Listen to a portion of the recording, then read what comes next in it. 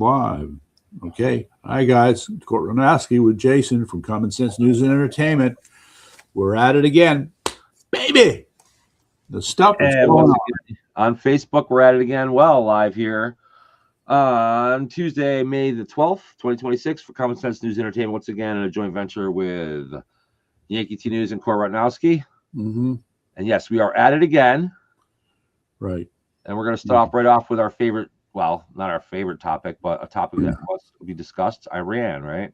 Yeah, just to mention it. So I guess the point I wanted to make, I was making earlier, is that we're sort of realizing, or some are, that we have no idea what's going on behind the scenes. And just to make the point, and this is the one that should make all of us stop and think, AJK, yo. It turns out, you've heard now that the United Arab Emirates attacked Iran, right? Yes, I did hear that. And how about Saudi Arabia? I did not hear that. Yeah, so what gets me is that Saudi Arabia, they would be what I call the pussy of the Mideast. They are so averse to any kind of fighting or conflict. They have what's supposed to be a standing army, but it's a standing joke. So now, a sitting army, they should call them. So here's the part that's kind of confusing, though. Just so I start to muddle through this. First of all, it turns out that the United Arab Emirates has been attacking Iran since early April. I had no idea. That's kind of a surprise to me. Violating, like during the ceasefire? No, early April. Early April was when we were still attacking. Is that right? But have they been attacking them since then, or did they also stop when the ceasefire kicked in? Well, not clear. But here's the part that gets confusing.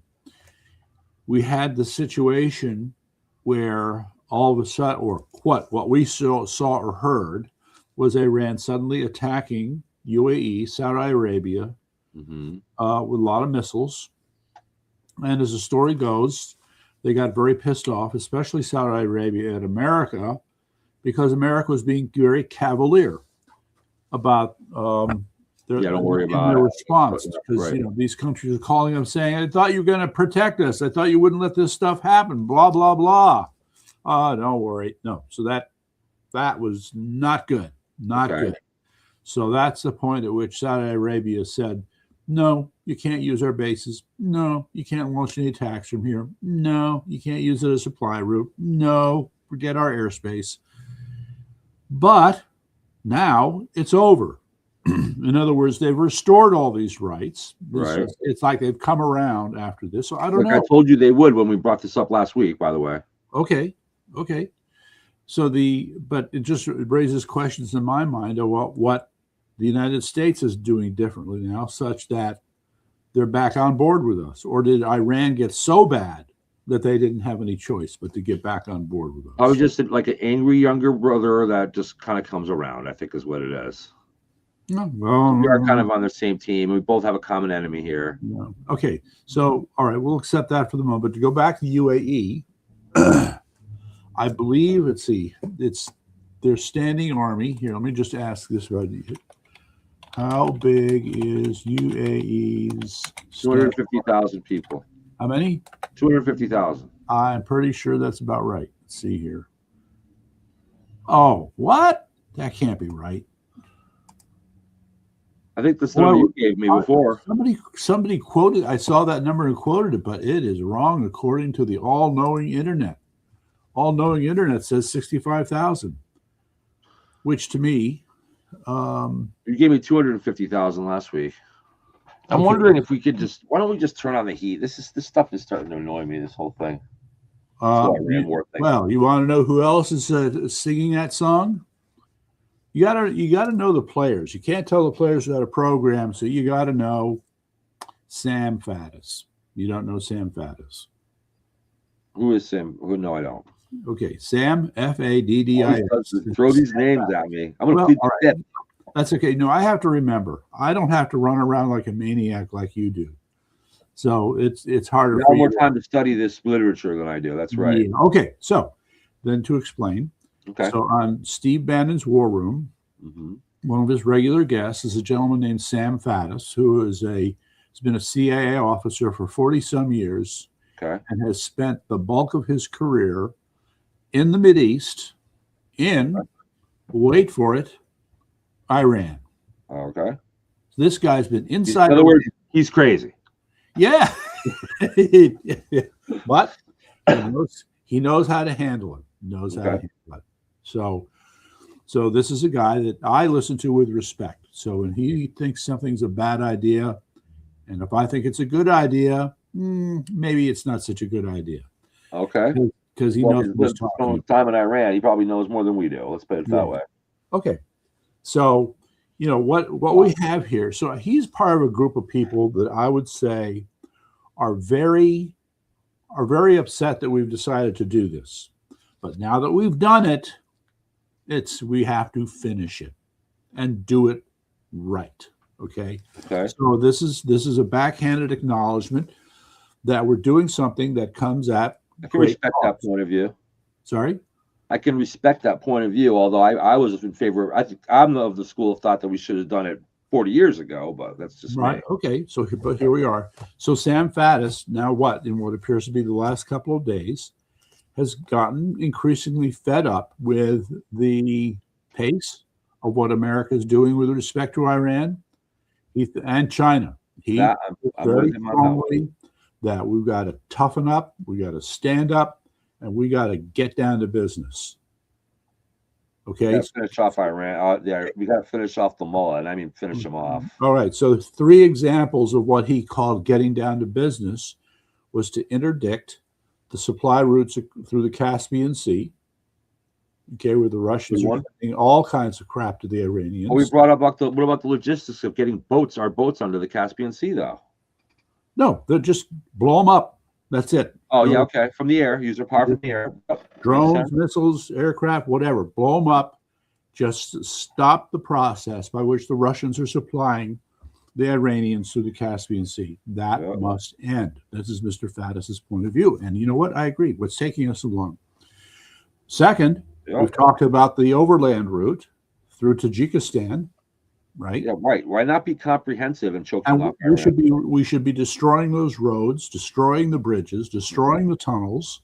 Yeah. So they can't. Yeah. So he's made that point too, and he's right. He's 100% right. All right. And are you ready for a balls to the walls act? Sitting off in an anchorage in some of the waters off of Indonesia are 24 oil tankers that are secretly sending oil to China. So in other words, it's a place where they're offloading onto from where? Ship. Iran? Yes. Okay. So the take-home message is get those tankers, confiscate them, all right? Deprive China of that oil, and in fact, take that oil. Why do you suppose we're not doing these things? Sorry? Why do you suppose we're not doing these things? I'm not sure.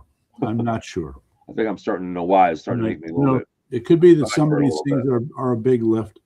But all right, secretly. My brother is right about Donald Trump. Let me tell you right now that I don't know if I'm going to move to Guam. What's the problem?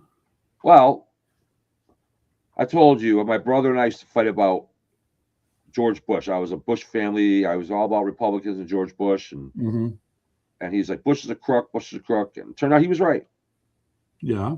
Bushes were crooks, and I was wrong. All right. So what is Here we are, 25, 30 years later. I'm saying Donald Trump's the man. He's the best. He's the greatest. And my brothers, of course, you're crazy. Donald Trump's a crook. This time you guys are wrong. This time you're wrong. Yeah. If you're right again. Yes. Then no, you're not going to become a Democrat. No, I'm not. Of course not. Right. No, to be fair, my brothers will always argue that it's both sides that they hate. Okay. Okay. All right. And I would say, no. Bushes are good guys. And I was wrong. But with Trump, I believe I'm right. But what is this? Okay, other than that, my brother being right, why? You're a incredibly smart person, and you had no answer to that question.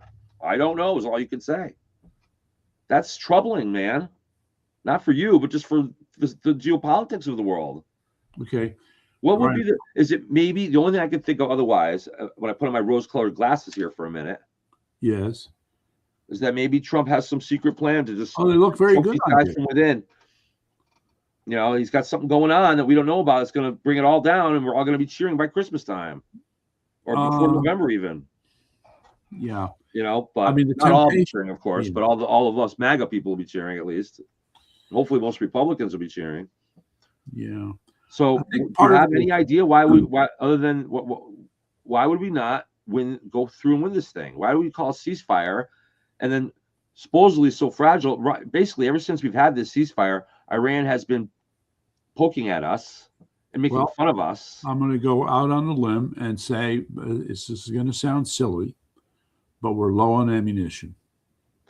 Now, I thought we were reloaded with more than we ever had before. Is that a lie? Outward lie? Are we being lied to that much by our MAGA leaders? Well, I think great cabinet.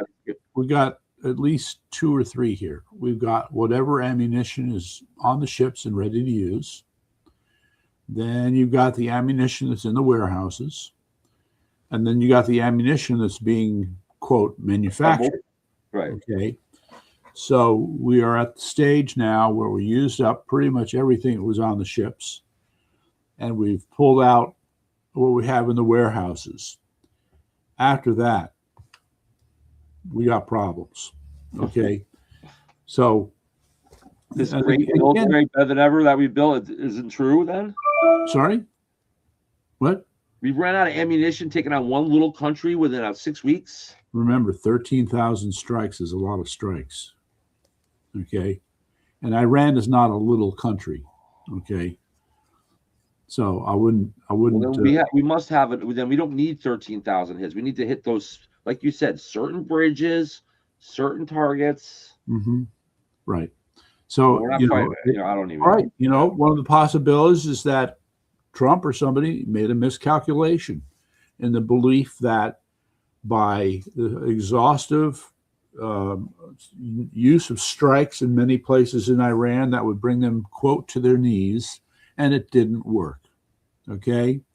Instead, I could have told you that back in February.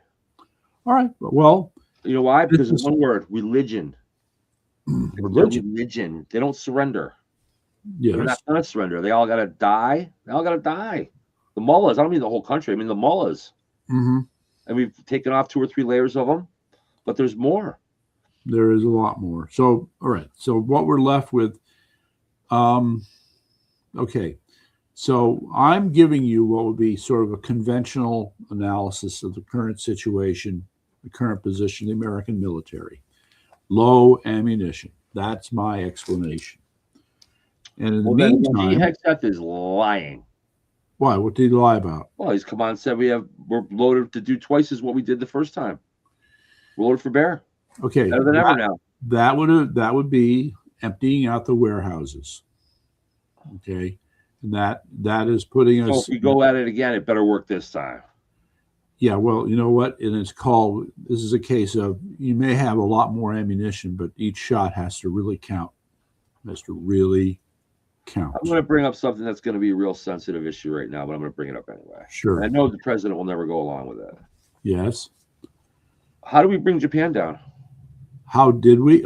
Yeah, I studied Japanese history. Okay? You know where I'm going with this? I studied Japanese history at length, by the way, in college. And their Shinto, their shogunism, their warrior was very much a not surrender, very deep, just like the mullahs. I know. And it took 2 cities, and they used. By the way, the 2 atomic bombs that were dropped on Hiroshima and Nagasaki were, I believe, 1,000 tons of equivalent to 1,000 tons of TNT. Okay, whatever. Now, the typical nuclear bomb that we have today has 1 million tons of TNT equivalent. That's 1,000 times bigger than the one used on Nagasaki and Hiroshima. That gives you the idea of the power. So what if we just made a small one and just, I don't know. I hate to say it. Okay, you have to think in terms of the. That'll bring them to their knees. That'll end it. I know Trump would never go along with it. I'm not saying I would. I'm just throwing it out there. I would not bet on that. Well, look. What about something? What about a bomb? Okay, how about this? How do we arm the civilians of Iran to rise up? I'm still puzzled by we had 40,000 of them in the street last year when we had the full strength of the Iranian mullah out there. We must have hit them somewhat, and now they're weaker. Why aren't we? I understand the Kurds double-crossed us. They took our arms. My first thought, and they stole them. My first thought turns not to the guns, but to the bullets. What regular? You have to make sure that you have enough bullets. So we're low on regular M16 ammunition now too. I'm not saying that.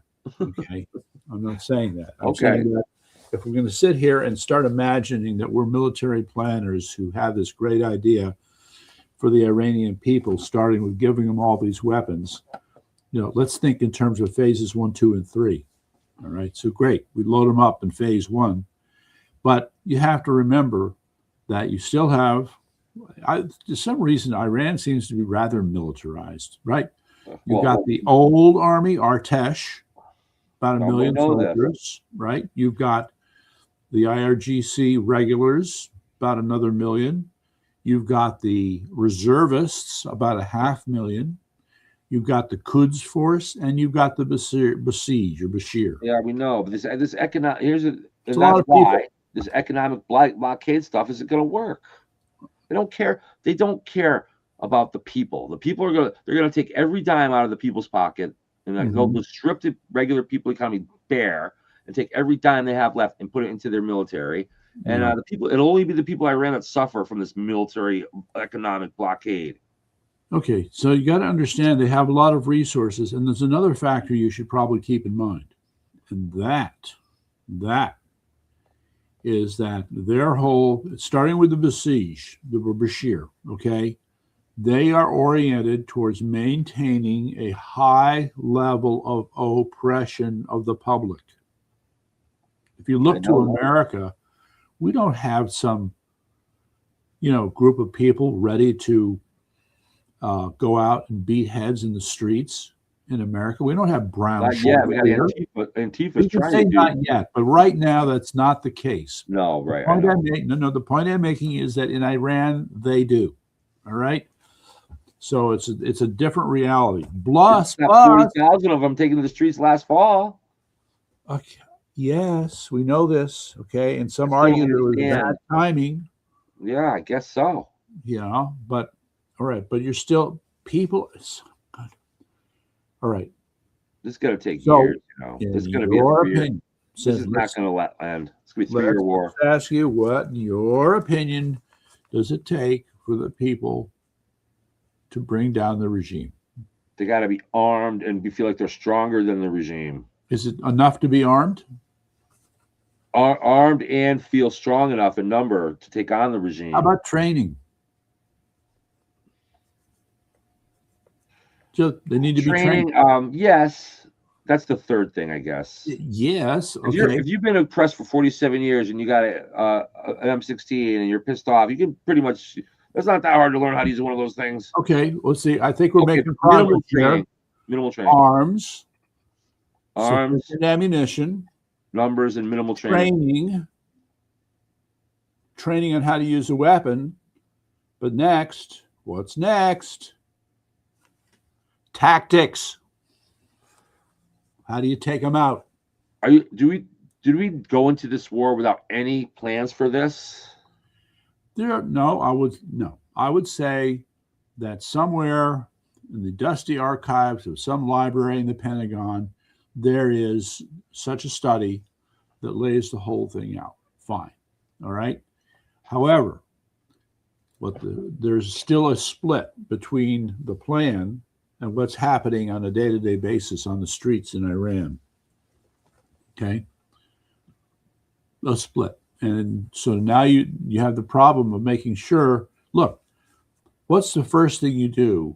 All right, let me try it this way. What's the first thing that a thief has to do before he commits a crime? Well, he has to plan his crime, of course. Thank you. He has to case the joint. Okay? You don't even have a guerrilla force. But if you had the guerrilla force, they too would have to case the joint. Now, in my fertile imagination, I'm looking at all these checkpoints, right? This is the key way in which they oppress the people. Papers. You come to a checkpoint. Show me the papers. Well, I'll show you my papers. Bang, bang, bang. You're dead. Now, having mentioned that, you want to know what one of the other weird things is?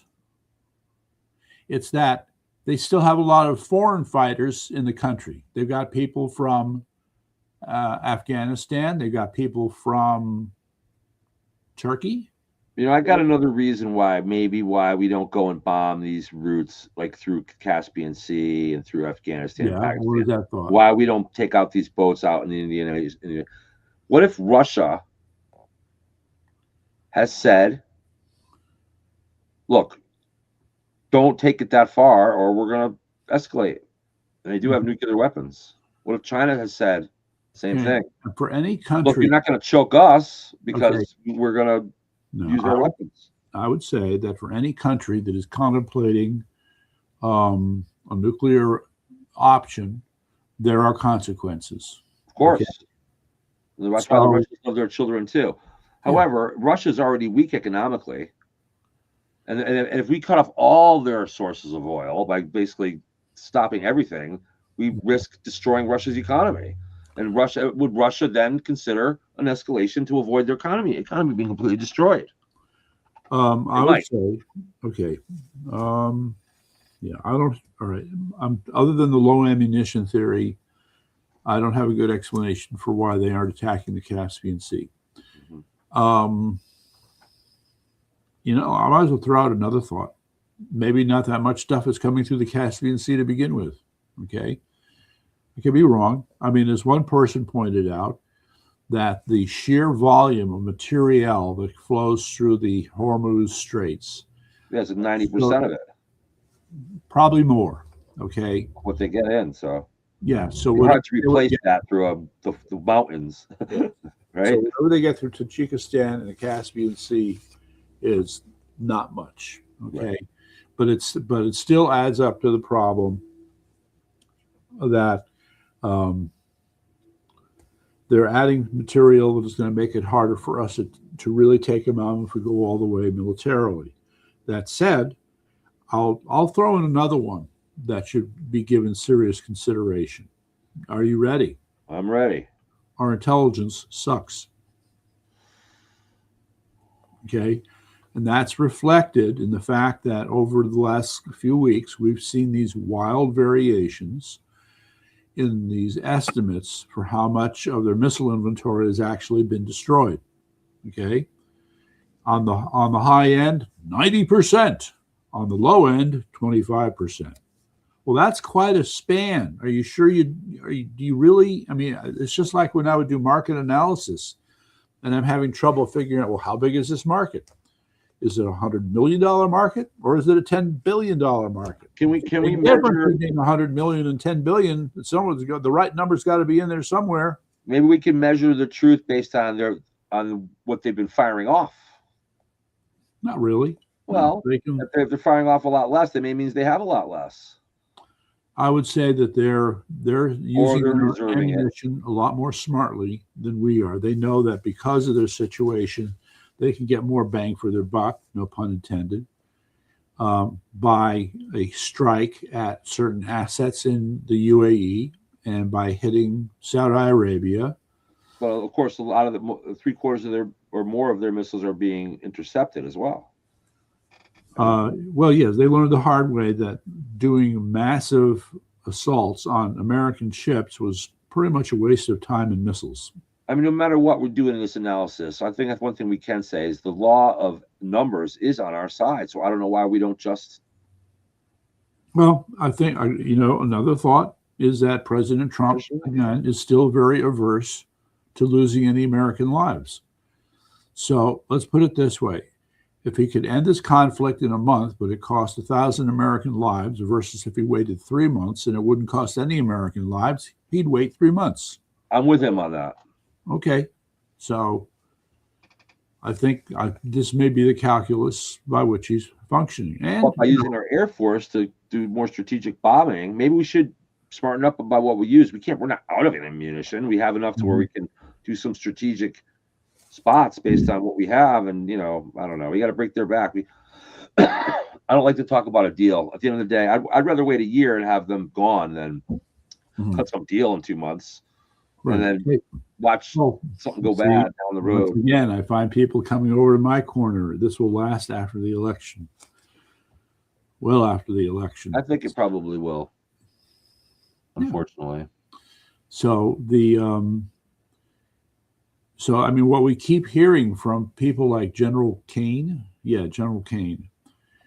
is that the Iranians are getting more and more desperate. All right, they're getting more desperate, but not desperate enough to give in. Desperate to me means they're more likely to lash out than to give in. Well, again, see, in my mind, I'm trying to trade off on the one hand, what did I want to say? On the one hand, the ammunition they have, right? Versus, as time passes, that they're going to be able to increase the amount of ammunition they have. And not only that, they'll restore more of their air defense systems, right? And other systems that will make it more difficult for us to hit our targets. We blow these places up, like blowing the whole building up. I mean, how quickly are they going to they have to rebuild? That doesn't happen. So it's not so much the rebuilding as it is what is being shipped into the country from China and Russia through those other routes, right? That's the question. So if in the course of 2 weeks, let's say even 10 more air defense systems are brought in, okay, that's going to make our lives that much more difficult. 100 more ballistic missiles are brought in. That'll make our lives that much more difficult, right? And so the other part that I don't quite understand is somebody said that you can see, based on the intelligence that we have, such as it is, of Russian activity for shipping things to Iran, they are in a hurry. They are acting with urgency to get this done. In other words, they know that the window is closing. There is a time limit. And past what they see as the time limit, the fighting begins again. All right. Good. I think it should. We got to finish these guys off. Yeah. And so again, I hope there's a plan that's not sitting in a dusty room somewhere to help arm the people of Iran, who are not our enemies, by the way.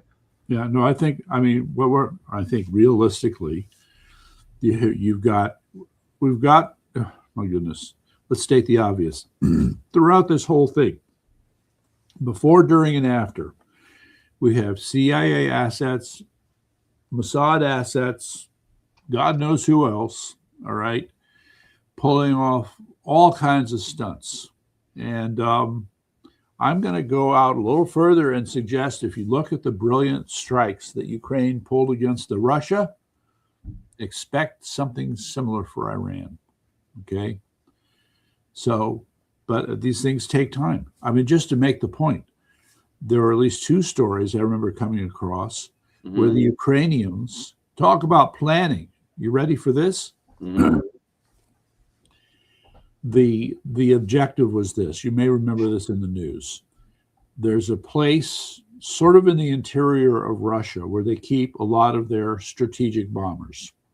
Good. Nuclear bombers. A lot of space for it. Yeah. Well, Ukraine spent quite some time planning an attack. But what did they do? They disguised a couple of trucks with disassembled drones, okay, spare parts and such in these trucks, and they drove into Russia, and they picked a location, remote, not easily observed, that was not far from the air base with these bombers, and hold on to your hat, they waited 9 months. They sat there for 9 months. Wow. Why did they wait so long? There must have been a good reason for it. You're waiting for the right time. Okay. And so when the time was right, They assembled the drones, and the way it was set up, there was the top of the truck. The door apparently slid back, and they just released the drones through the roof, and off they went to attack those bombers. Well, guess what? I have another story even more dramatic than that one. All right. They, of course, as you know, North Korea decided, hey, we'll get in the fight too. So they sent some troops and such. Mm-hmm. Well, Ukraine decided, we're not going to let them get away with this. So they assembled a group, called them commandos, Ukrainian commandos, who drove all the way through Siberia to get to North Korea. And it was the same idea. They found a place to set up shop that was obscure, not easily observed. All right. They bided their time. And then when the time was right, they assembled the drones, released them, and they destroyed these radar air defense systems they had in North Korea. Mm-hmm. So Ukraine drove all the way through one enemy to get to another enemy. Ballsy. You bet it's ballsy. Okay. So, hey. Oh, wait. What was the other thing? Oh, well, let's tell the other story. Remember when we were trying to rescue those pilots who got shot down in, what should we say, southwestern Iran, sort of? Yep. Did you know that we built our own airfield there? No, I did not know that. Yes. Okay. Well, it was a case. Oh, yeah, I did hear about that. That's correct. Right. So it was a case of where the first phase got all screwed up. Aircraft were lost. It was just a terrible situation. And so, again, talk about a ballsy call. The guy who was heading the operation said, we're going to commit more assets to this. And we're going to go in there and we're going to get those guys. And to do it, the guys on the ground had to build an airfield. Mm-hmm. So the second wave of aircraft could land and do their thing. Unbelievable. Okay. Again, I mean, it's so odd. You would think that if somebody did something like this, the enemy's response would be immediate and decisive. And that's not necessarily the case. But you got runtime where you can set up, do things, do surveillance, do your planning, and then go out and do the attack. Wow. Okay. So this kind of changes the rules for how you do warfare, as far as I'm concerned. Well, because of drones is one of the reasons. Yeah. Anyway. So anyway, what else we got on the agenda? Oh, Epstein again. Oh boy. Epstein again. Yeah, Epstein again. That's right, guys. There is an article, The 3 Layers of Epstein. So basically, it's inspired largely by good old General Flynn. You know General Flynn. Mm-hmm. He is pounding the table. Oh, yes, he is pounding the table about Epstein and all the guilty parties. He's restating what others have said. The late Charlie Kirk, he was dead dog determined to get the truth out about Epstein. He wanted everybody who was responsible to be prosecuted. Mm-hmm.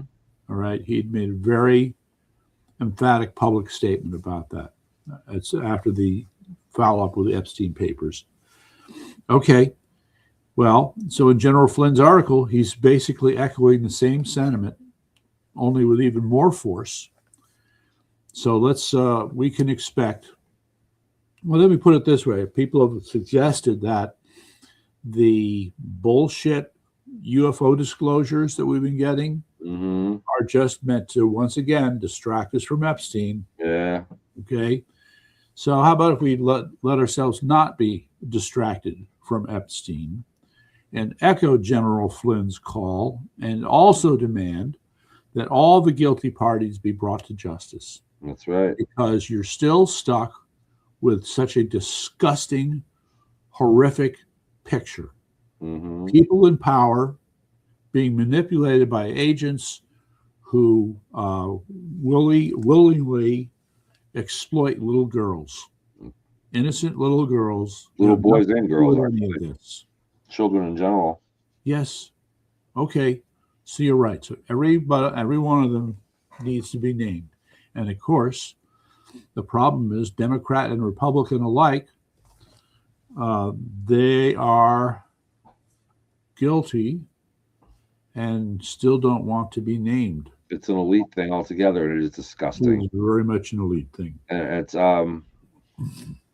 it just lends to some of the sadness of all this, the stuff about the RNC and even like TPUSA and these, every organization that we try to build to fix things gets infiltrated.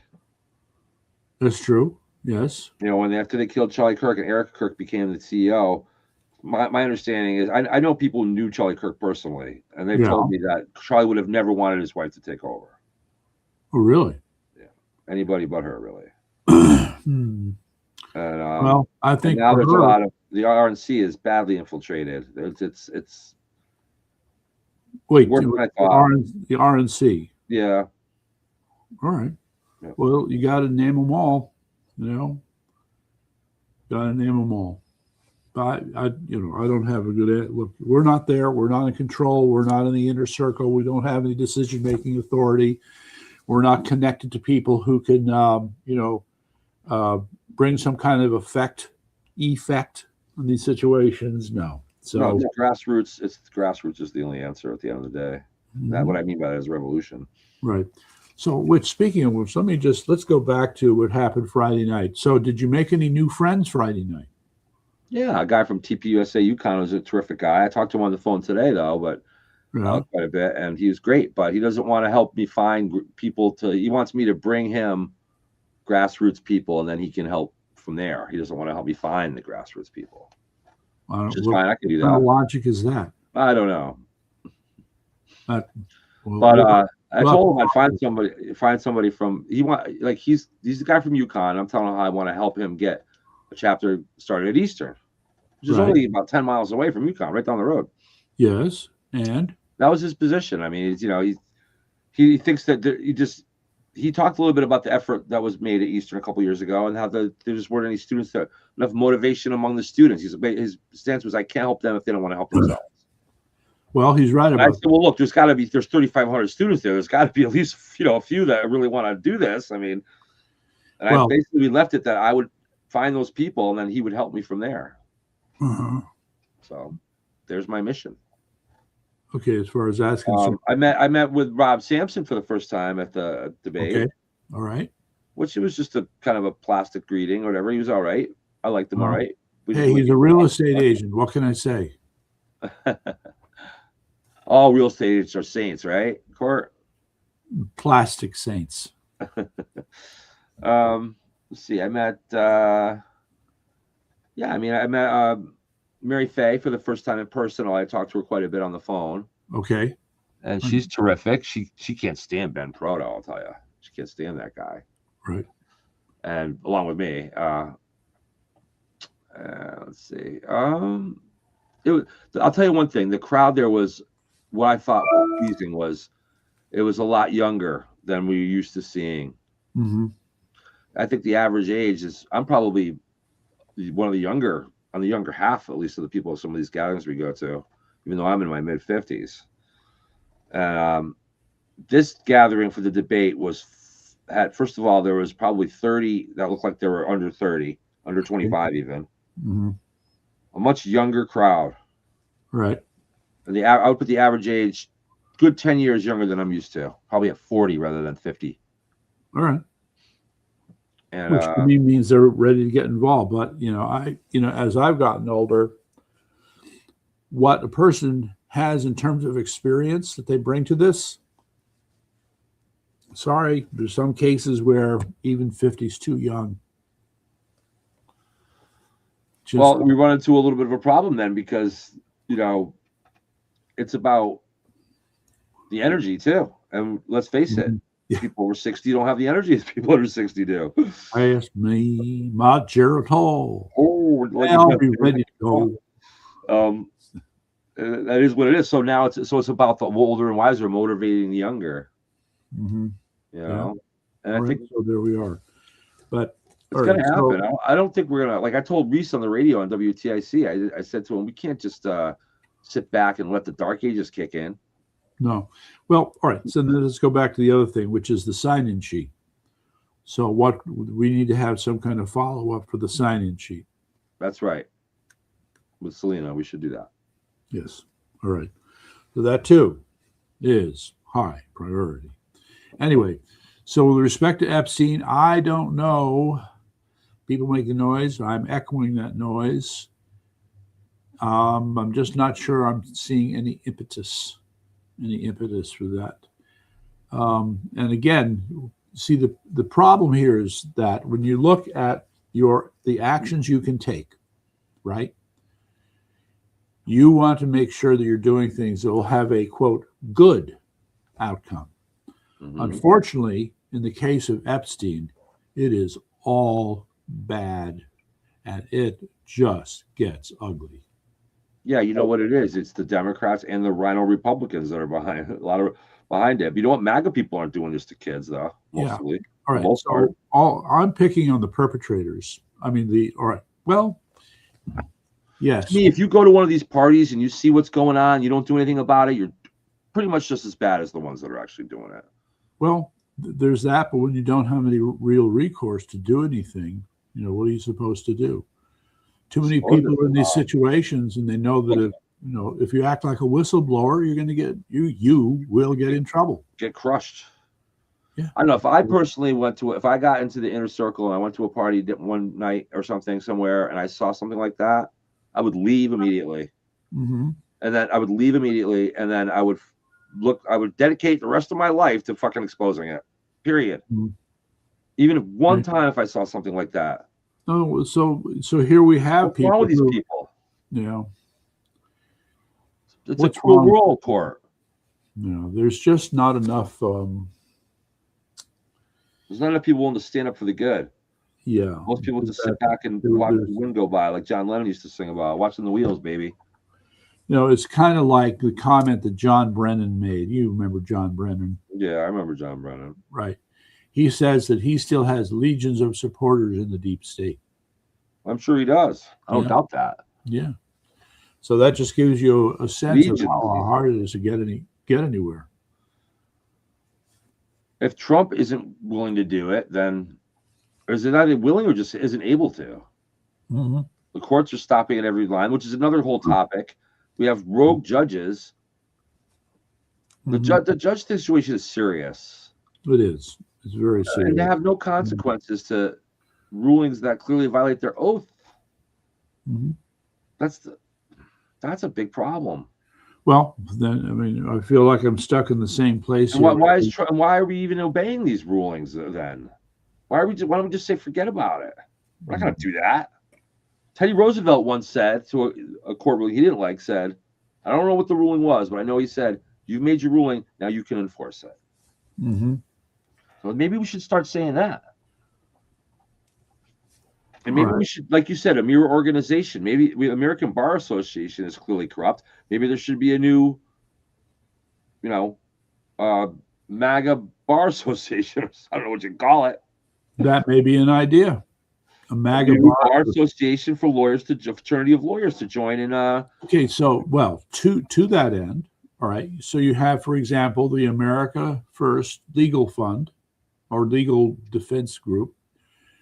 Steve Miller, right? Yeah. Yeah, he founded a group of lawyers. Steve Miller, the national Steve Miller, right? Yes. Yeah. It's him. And then who's the other one? There's another one. Steve Miller and Connecticut Steve Miller guy too. We the Patriots is another group of lawyers who are conservative who fight these things. There's another one called FIRE that focuses on free speech issues. And there are others. I mean, it's probably not as many as the thing is that the American Bar Association has the power to take a lawyer's license to practice law away, right? No. I thought they did. What happens if you get? How do you lose your? How do you lose your lawyer's license if you? Yes. All right. How do you? I'm going to type it in. How do you lose your lawyer's license. It'd be a state agency, I suppose, that would take it away from you. Can I reinstate? Well, they have to be. Let's see. It would have to be a state agency, probably. Yeah, it's not giving me a straight answer here right off the bat. Okay. There's one here. How you can lose your law license automatically. That one's 37 seconds long. Well, that's good. What about the judge? What about the judge that ruled Tong's only opponent for Attorney General in 2018? Was it? Stanford, couldn't be on the ballot because Tong was too busy for an opponent. A judge like that. What about the judge that put John Flynn into waiting? Mm-hmm. You know, all the above. All the above. I don't have. There's no recourse to this. Well, it's not so much that you don't question. It's like, what you want to get results. So you want to choose the course of action that will get you those results. And right now, in a state where it's completely controlled by the Democrats, there's no place that you see that you can go to. No. Where you can expect to get results. So then you have to find some other way to do it. Some other way. And maybe it starts with what you just said, a MAGA lawyers team, all right, in Connecticut. Council for Judicial Integrity, the CJI. All right. Something like that. I think this will be a subject of discussion with Mr. Becker. I think you're right. Yes. See what he says about it. Because, the reality is that you have a lot of conservative lawyers in Connecticut, but they are afraid to speak up. Which is insane because they're probably a lot bigger in number than they realize. Well, yeah, all right. Yeah, and it helps keep them disorganized. But I know a lawyer. I know a couple of lawyers, and I won't give their names, but I know a couple of lawyers that I've worked with that are really, really smart. Yeah. And they're still caught up and they actually seem like reasonable people. They're caught up in one of them's got a flag on his front door. It says, resist. A lawyer. Yeah. Completely left wing. He's gone completely to the woke, the whole side. He's hypnotized. He's brainwashed. The man is hypnotized and brainwashed. Okay. Even though he's got a lot of smarts. And he thinks he's doing the right thing. Brings me back to Bonhoeffer's laws of stupidity. Yeah. Don't matter. Stupid does. All right. Well, with the remaining time, we should really talk a little bit more about ChinaChina. Okay. Because I do have to go soon tonight. Yeah. Right. So much to do. I'll be up till about 1 o'clock doing new stuff. All right. So we have President Trump and his crew heading off to China. The big thing is that he's taking a lot of businessmen with him. So the problem we're having from where we sit is that China's pulling all kinds of crap with respect to Iran. Yeah, and right. President Trump just seems to let it roll off his back. He kind of takes it in stride. He's going to buy him off with a bunch of deals. Mullahs don't care about the economy. They don't care about economics. They think that Trump, I think it's another mistake by Trump. Mm-hmm. Thinks everybody's buyable. Everybody just wants to make a deal. Everybody's about the money. Well, and in America, that's probably true. Mostly the people are about the money, but not in Iran, not in the Middle East. It's not about the money. So in what you're saying then is that there are quite a few people who have no principles, or they have such backwards evil principles that money they can't be bought by money. They're not interested in. They're not thinking Western economics like we think of economics in a sense of Western. All they think about is what they can get to buy weapons. Yeah. Well, to destroy the enemy. That's all. To fulfill the will of Allah. All right. So I don't know where we end up with this, but did you see in the news the woman who's a mayor of a town in California who's being prosecuted for being a Chinese spy? Really? Yes, a mayor of a town. Wow. Like the mayor of Boston, too. Maybe we'll get to her next. Yeah, we'll see. So now the backstory, though, is that she has a boyfriend, and the boyfriend got prosecuted back in October. So what took so long to get her prosecuted if he was guilty? Oh, wow.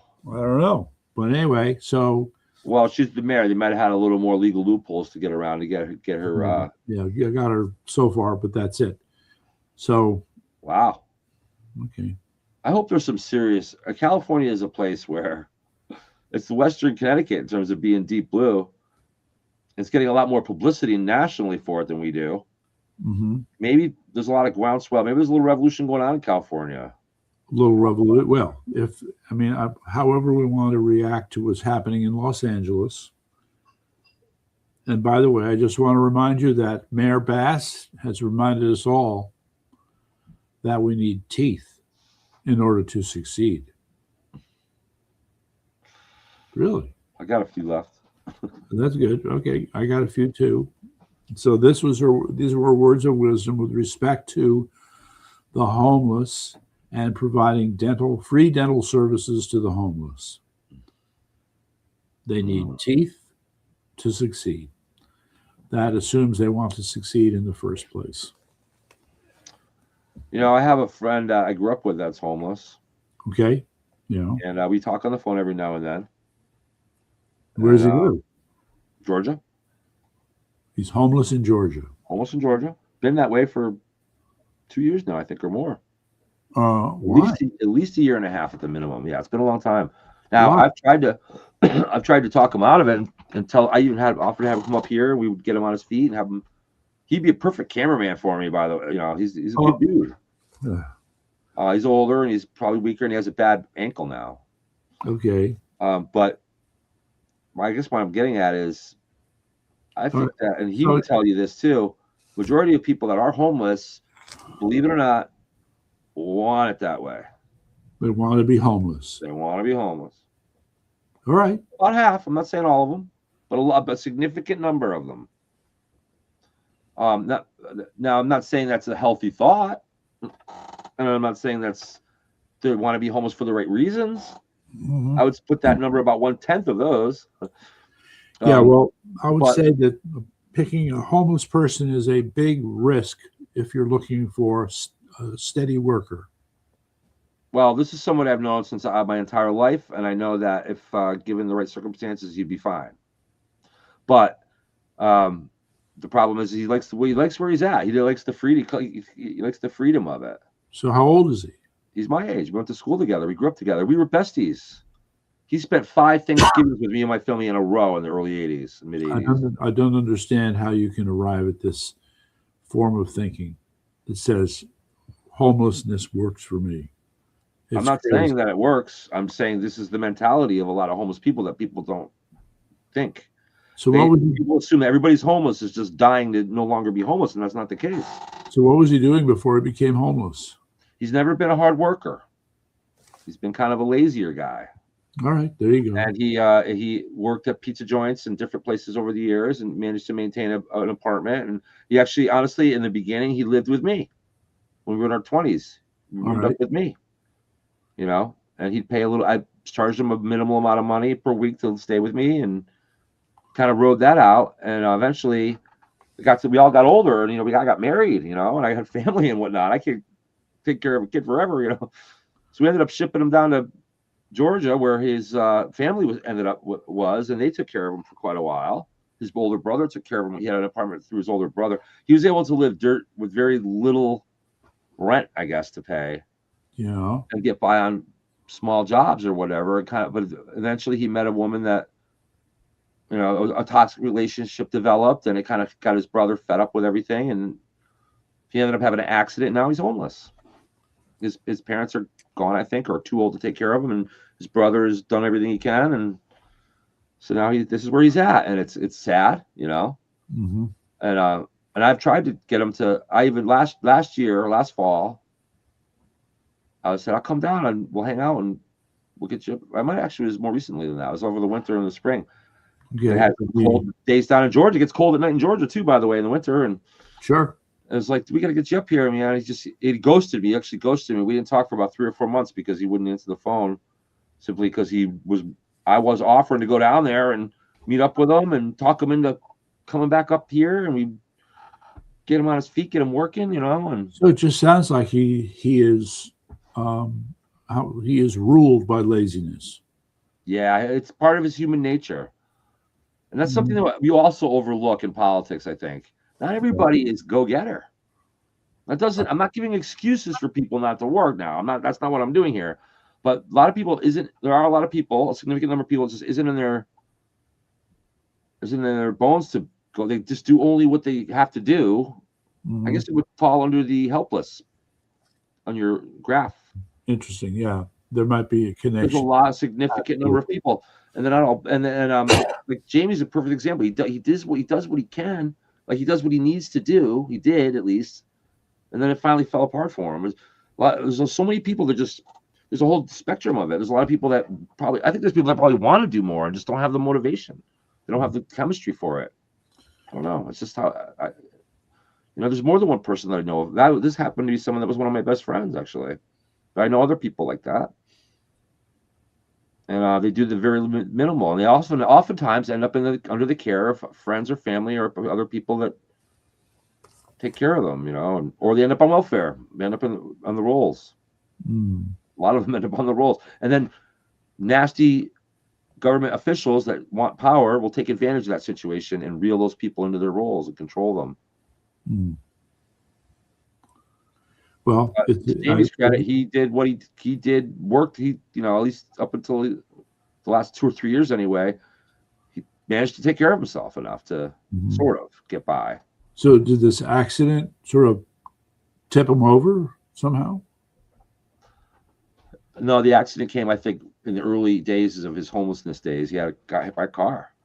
It messed up his ankle, twisted it up bad. Now I guess it's healing, and of course he had no recourse to that. He wanted to get a law. I guess he's got some kind of lawsuit going for it. He's supposed to get some money coming for it, but they've dragged that thing out for all the time, and he's going to end up with 15 grand or something, which will help him temporarily, but it's not going to save him, and it's sad. It's really sad. And I'm slowly but surely trying to actually talk him into coming up here to visit.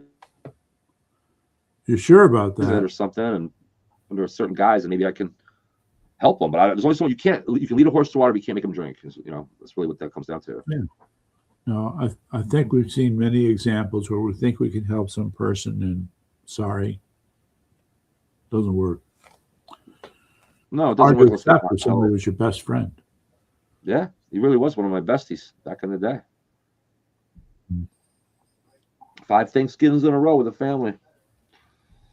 Huh. Right. You know what's funny? You want to know something interesting? I was adopted at birth. Okay. Right. And we all grew up. We all grew up in our clique. We had a little clique. We all grew up together. Certain people all grew up together. It turns out we didn't even know it at the time. When we all became adults, though, we figured out that we had a clique of about 5 that were always kind of bouncing around together. Yeah. Okay. 4 of the 5 of us were adopted at birth. Wow. That's wild. That coincidence? I don't know. Can't be completely. But 4 of the 5 of us, that's pretty wild. All at birth too. So that included Jamie, that included myself and my other 2 friends. And you know what? Chris has passed away. He drank himself to death, unfortunately. Oh, geez. Yeah. I'm the best off of the 4 that were adopted. The other 4 aren't doing so well. The other 3. But I don't know. It's a different subject. With that, anything you want to wrap up before we head out for the night? Because I do have to make a phone call and I have some work. Yeah. So. All right. This is a good time to call it a night. Yeah. We got another connection to make here when we get off the phone. So we'll do that. All right. So check in tomorrow, and we got to keep moving the ball forward on these other things. We got a lot to talk about tomorrow. We got to talk about. I think a good thing to talk about tomorrow is what's going on with the RNC. So we'll talk about that. Okay. All right.